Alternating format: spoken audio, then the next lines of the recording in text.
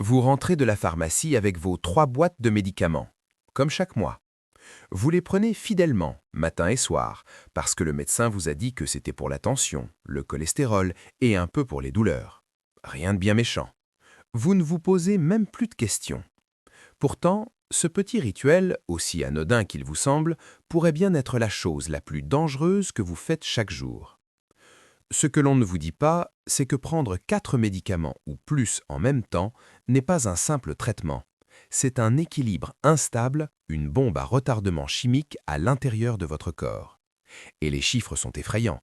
Les erreurs médicamenteuses, les interactions et les effets secondaires chez les seniors tuent chaque année plus que les accidents de la route. Mais personne n'en parle. Aujourd'hui, nous allons lever le voile sur ce danger silencieux qui se cache dans votre armoire à pharmacie. Le piège silencieux. Vous faites confiance à votre médecin traitant? Peut-être même consultez-vous un cardiologue, un rhumatologue, un gastro-entérologue? Chacun prescrit ce qui est nécessaire pour son organe. Le problème, c'est qu'aucun d'eux ne voit la photo complète. En France, on estime que près d'un senior sur 2 prend au moins 5 médicaments par jour. Et dans de nombreux cas, ces ordonnances s'accumulent au fil des années sans jamais être réévaluées. Un comprimé pour la tension, un autre pour les jambes qui gonflent, un troisième pour protéger l'estomac du deuxième, un quatrième pour le sommeil, un cinquième pour l'anxiété que le manque de sommeil a provoqué. On appelle cela la polymédication. Et quand vous dépassez 4 substances actives, le risque d'interaction dangereuse explose. Ce qui se passe vraiment dans votre corps. Chaque médicament que vous avalez n'est pas seul dans votre organisme. Il voyage dans votre sang, traverse votre foie qui doit le filtrer, vos reins qui doivent l'éliminer.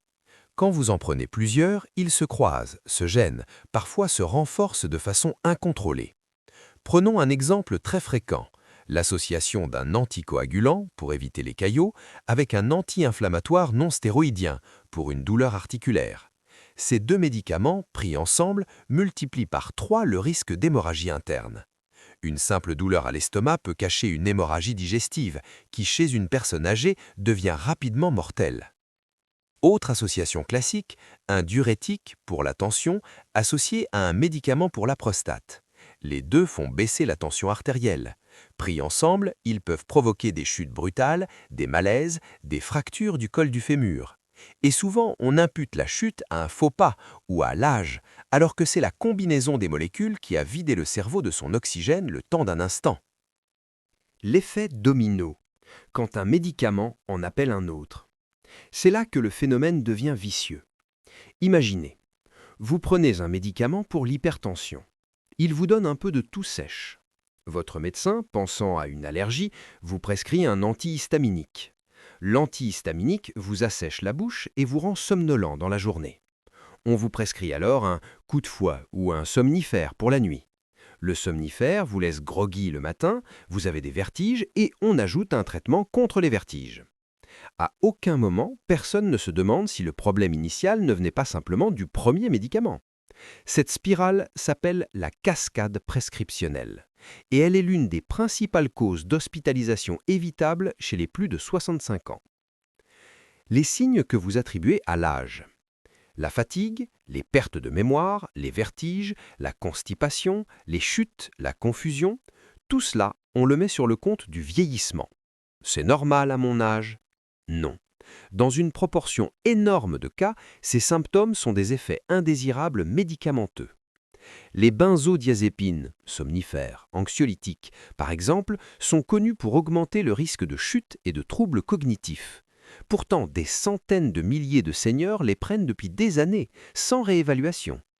Leur mémoire qui faiblit, leur équilibre qui se dégrade, ce n'est peut-être pas le cerveau qui vieillit, c'est le traitement qui s'accumule. Une étude récente a montré que plus de 20% des hospitalisations chez les personnes âgées sont liées à des effets indésirables de médicaments, et la moitié d'entre elles pourraient être évitées par une simple révision de l'ordonnance. L'erreur fatale, ajoutez un médicament pour en corriger un. Quand un patient se plaint d'un effet secondaire, la tentation est grande d'ajouter une nouvelle prescription. C'est plus rapide. Mais cette logique transforme le corps en champ de bataille chimique. Un cas typique, le médecin prescrit un inhibiteur de la pompe à protons, IPP pour protéger l'estomac des anti-inflammatoires. Sauf que ces IPP, pris longtemps, augmentent le risque d'ostéoporose, de fracture et de carence en magnésium. On ajoute alors du calcium et du magnésium. Le calcium, mal dosé, peut perturber le cœur. Et on continue. La règle de base en médecine gériatrique est pourtant simple. Avant d'ajouter un nouveau médicament, il faut se demander si on peut en enlever un ancien. Mais cette règle est rarement appliquée dans les consultations de routine. Les médicaments les plus dangereux à associer. Sans vouloir vous effrayer, certaines classes de médicaments sont particulièrement à surveiller dès que vous en prenez plus de 3.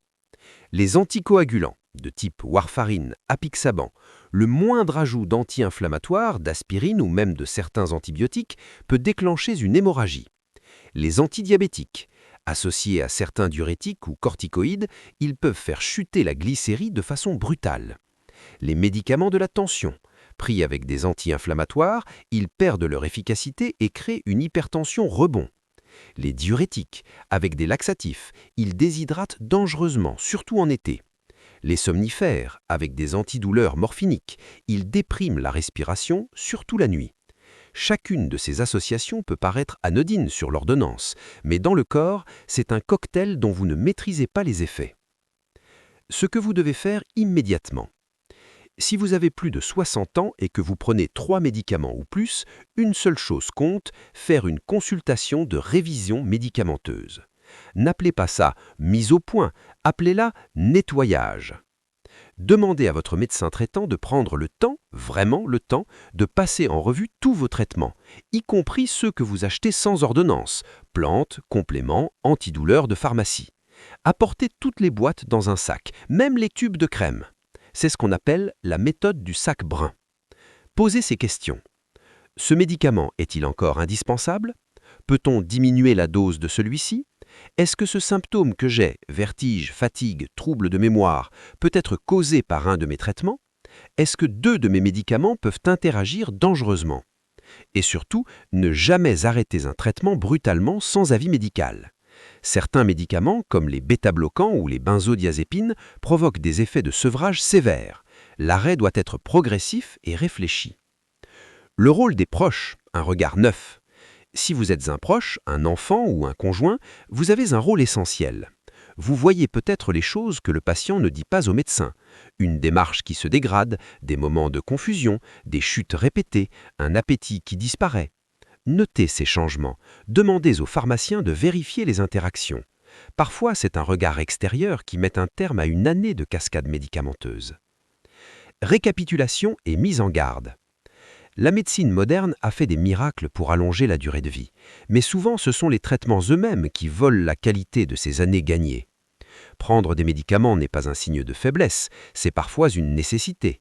Mais les prendre sans contrôle, sans révision, sans se poser les bonnes questions, c'est jouer à un jeu dangereux où les enjeux sont votre équilibre, votre mémoire et parfois votre vie. Vous ne le voyez pas venir, c'est silencieux. Jusqu'au jour où une chute, une hémorragie ou une confusion brutale vous envoie aux urgences. Et là, dans le service, le médecin urgentiste pose souvent le même diagnostic. Iatrogénie médicamenteuse. Un mot savant pour dire « c'est le traitement qui a failli vous tuer ». Ne laissez pas votre ordonnance vieillir sans vous. Prenez un rendez-vous dès cette semaine avec votre médecin pour le bilan de vos médicaments. Apportez tous les comprimés, même ceux que vous prenez de temps en temps. Demandez-lui « est-ce qu'on peut réduire ?» Votre corps vous remerciera. Si ce sujet vous a interpellé, partagez cette vidéo autour de vous. Beaucoup de nos proches, surtout les aînés, ne savent pas que leur santé dépend aussi de ce qu'ils arrêtent de prendre. Abonnez-vous pour ne pas manquer nos prochains avertissements, parce que votre santé mérite que l'on vous dise la vérité, même quand elle dérange. Remarque finale. Votre médecin est votre allié, mais il ne peut pas voir ce que vous ne lui montrez pas. La prochaine fois que vous ouvrez votre pilulerie, demandez-vous, chacun de ces comprimés est-il encore un ami ou certains sont-ils devenus des ennemis qui se cachent derrière une ordonnance signée? La réponse à cette question peut tout changer.